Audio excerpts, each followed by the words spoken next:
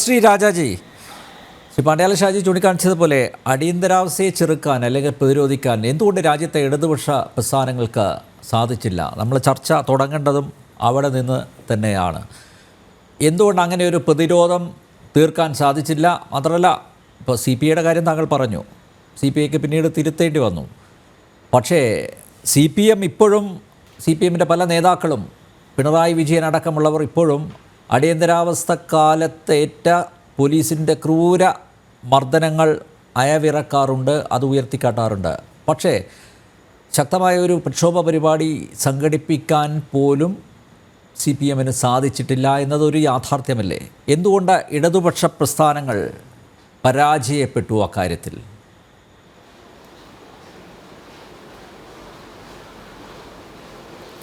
അല്ല, ഇതിപ്പോൾ ഇതിനെക്കുറിച്ച് ഒരു പോസ്റ്റ്മോർട്ടം ചർച്ചയ്ക്കല്ല ഞാൻ വന്നിരിക്കുന്നത്. ഞാൻ നേരത്തെ തന്നെ സൂചിപ്പിച്ചു, ഞാൻ ഈ ചർച്ചയിൽ പങ്കെടുക്കുന്നതിൻ്റെ ഏറ്റവും പ്രധാനപ്പെട്ട കാര്യം ഇന്ത്യൻ ജനാധിപത്യ ചരിത്രത്തിലെ ഒരു കറുത്ത അധ്യായമാണ് അടിയന്തരാവസ്ഥ പ്രഖ്യാപനവും തുടർന്നുണ്ടായിട്ടുള്ള ജനാധിപത്യ ധ്വംസനങ്ങളും. അത് കമ്മ്യൂണിസ്റ്റ് പാർട്ടി അംഗീകരിച്ചിട്ടുള്ള വസ്തുതയാണ്. കമ്മ്യൂണിസ്റ്റ് പാർട്ടിയും കമ്മ്യൂണിസ്റ്റ് പാർട്ടിയുടെ ബഹുജന സംഘടനകളും അടിയന്തരാവസ്ഥ കാലത്ത് തന്നെ, ഈ കേരളത്തിലടക്കം അടിയന്തരാവസ്ഥ കാലത്ത് തന്നെ അന്നത്തെ അടിയന്തരാവസ്ഥയിലെ ജനാധിപത്യ ധ്വംസനങ്ങൾക്കെതിരായിട്ട് വലിയ പ്രകടനങ്ങളും പ്രതിഷേധങ്ങളും സംഘടിപ്പിച്ചിട്ടുണ്ട്. അത് കമ്മ്യൂണിസ്റ്റ് പാർട്ടിയുടെ ചരിത്രം എടുത്ത് പരിശോധിച്ചാൽ നമുക്ക് കാണാൻ കഴിയും. അത് പറയാനല്ല ഞാൻ ഈ അവസരം വിനിയോഗിക്കുന്നത്. അടിയന്തരാവസ്ഥയെ ഈ രാജ്യത്തെ ജനാധിപത്യ വിശ്വാസികൾ തള്ളിക്കളഞ്ഞിട്ടുള്ള ഒരു സംഭവമാണ്. അത് ആവർത്തിക്കാതിരിക്കാൻ അടിയന്തരാവസ്ഥയുടെ അനുഭവ പാഠം നമ്മുടെ മുമ്പിലുണ്ട്. പക്ഷേ ഇവിടെ സംഭവിച്ചു കൊണ്ടിരിക്കുന്ന അടിയന്തരാവസ്ഥയ്ക്ക് സമാനമായിട്ടുള്ള അല്ലെങ്കിൽ അതിനേക്കാൾ വലിയ ജനാധിപത്യ ധ്വംസനങ്ങൾ ഇപ്പോൾ നടക്കുന്നുണ്ട്. അതിന് ഞാൻ വിളിക്കുക അപ്രഖ്യാപിത അടിയന്തരാവസ്ഥ എന്നാണ്. അടിയന്തരാവസ്ഥയെക്കുറിച്ച് നമ്മൾ ചർച്ച ചെയ്യുമ്പോൾ ചരിത്രത്തെക്കുറിച്ച് ഒരു വിശകലനത്തിനേക്കാൾ അപ്പുറത്ത് അടിയന്തരാവസ്ഥയ്ക്ക് സമാനമായ അല്ലെങ്കിൽ അതിനേക്കാൾ ഒരു പടി കൂടി കടന്ന ജനാധിപത്യ ധ്വംസനം നമ്മുടെ രാജ്യത്ത് ആവർത്തിക്കാതിരിക്കാൻ എത്രത്തോളം കരുതലോടുകൂടി നമ്മുടെ രാജ്യത്തെ രാഷ്ട്രീയ പ്രസ്ഥാനങ്ങൾ, ജനാധിപത്യ പ്രസ്ഥാനങ്ങൾ ശ്രമിക്കണമെന്നുള്ള ചർച്ചയാണ് പ്രാധാന്യമർഹിക്കുന്നതെന്നാണ് ഞാൻ കരുതുന്നത്.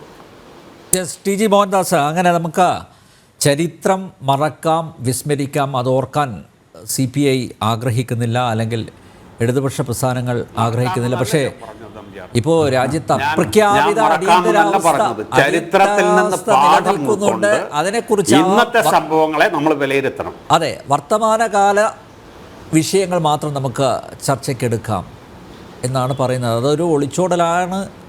ശ്രീ രാജാജി മാത്യു അതാണോ ആഗ്രഹിക്കുന്നതെന്ന് എനിക്കറിയില്ല. ശ്രീ ടി ജി മോഹൻദാസ്, ഞാൻ വർത്തമാനകാല ചർച്ചകൾ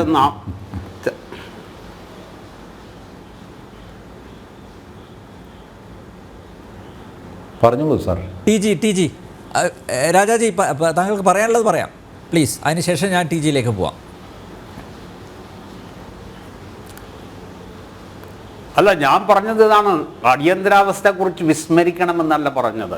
അടിയന്തരാവസ്ഥയുടെ ചരിത്രത്തിൻ്റെ, അടിയന്തരാവസ്ഥയുടെ പാഠം ഉൾക്കൊണ്ടുകൊണ്ട് അത്തരം ഒരു സ്ഥിതിവിശേഷം നമ്മുടെ രാജ്യത്ത് ആവർത്തിക്കുന്നു എന്നുള്ളത് തിരിച്ചറിഞ്ഞ് അതിനെ പ്രതിരോധിക്കുന്നതിനായിരിക്കണം ഈ ചർച്ചയുടെ, ഇപ്പോൾ ഇതുമായി ബന്ധപ്പെട്ട് അടിയന്തരാവസ്ഥയുമായിട്ട് ബന്ധപ്പെട്ട് നടക്കുന്ന ചർച്ചകളുടെ ലക്ഷ്യം എന്നാണ് ഞാൻ നിർദ്ദേശിച്ചത്. ടി ജി, ചരിത്രത്തെ വിശകലനം ചെയ്യൽ മാത്രമല്ല, അത് ആവർത്തിക്കാനുള്ള സാധ്യതകളെ പ്രതിരോധിക്കണം. യെസ്.